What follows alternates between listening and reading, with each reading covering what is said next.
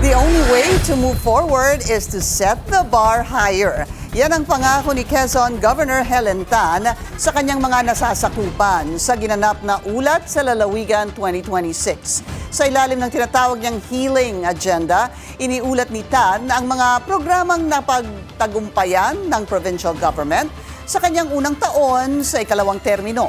Isa sa highlight ang patuloy na pagsusulong sa edukasyon sa tulong ng iba't ibang scholarship programs. Nariyan din ang mga inisyatiba sa pagpapahusay sa ube production at sektor ng agrikultura.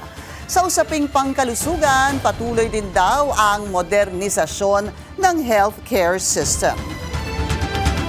Hindi tayo makukontento sa ginawa na.